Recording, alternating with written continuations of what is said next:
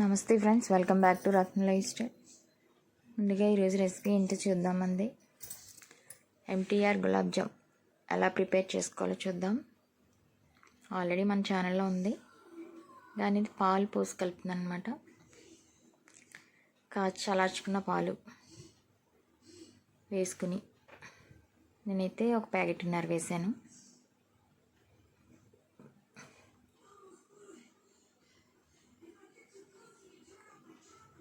కాచుకున్న పాలు, ఏ పాలైనా పర్వాలేదు, ప్యాకెట్ పాలైనా గేదె పాలైనా కూడా కాసి కొంచెం చల్లారాక ఆ పాలు పోసుకుని మనకు వండ చేసుకున్నందుకు వీలుగా ఉండేలా కలుపుకోవాలి. కలిపేసి ఒక పావు గంట పక్కన పెట్టుకుని నానిన తర్వాత మనకు కావాల్సిన సైజులో ఉండలు చేసుకుని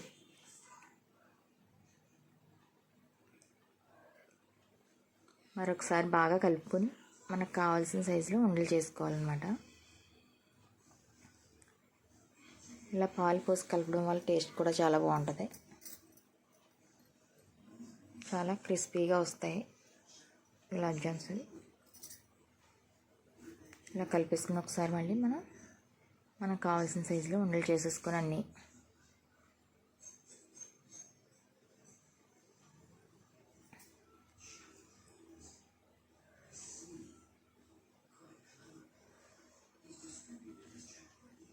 మనకి ఏ సైజులో కలితే ఆ సైజులో చేయొచ్చు. నేనైతే కొంచెం పెద్దగా చేశాను అనమాట, మరి చిన్నగా చేయకుండా. అన్నీ ఇలా ప్రిపేర్ చేసేసుకుని డీప్ ఫ్రైకి సరిపడా ఆయిల్ పెట్టుకుని స్టవ్ మీద బాగానే పెట్టుకుని డీప్ ఫ్రైకి సరిపడా ఆయిల్ వేసుకుని ఆయిల్ బాగా కాగిన తర్వాత మంటను మీడియం ఫ్లేమ్లో పెట్టుకుని వేయించుకోవాలి. హై ఫ్లేమ్లో పెడితే పైన వేగిపోద్ది కానీ లోన్ ఉడకదనమాట, లోన్ వేగదు. మంటని మీడియం ఫ్లేమ్లో పెట్టుకుని వేయించేసుకుని దోరగా గోల్డెన్ బ్రౌన్ కలర్ వచ్చేదాకా వేయించుకుని మనం ప్యాకెట్న్నర వేసాం కనుక దీనికి పంచదార 1/2 kg వేసాం అనమాట. 500 గ్రాములు 1/2 kg పంచదార వేసి లేత పాకం పెట్టుకుని పక్కన పెట్టుకున్నాం. అది వీడియో తీయడం లేదనమాట పాకం పెట్టేటప్పుడు. ఇలా కలుపుకుంటూ ఉండాలి.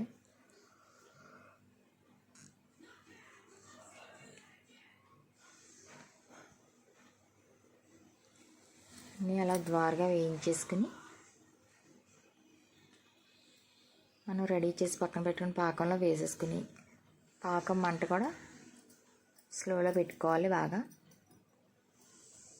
మంటను బాగా సిమ్లో పెట్టుకుని ఈ పాకంలో వేసుకుని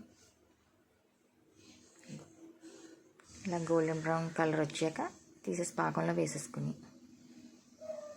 మిగతా కూడా అలా వేయించుకుని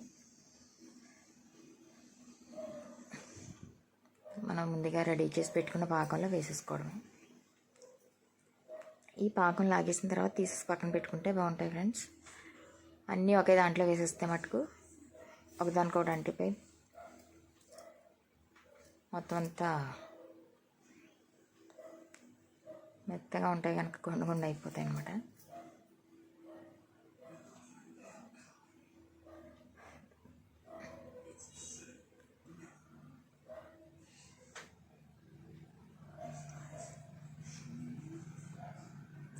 మొత్తం అన్నీ అలా తీసి దాంట్లో వేసేసుకుని మరొక మొత్తం 3 వాయిలు వచ్చాయన్నమాట.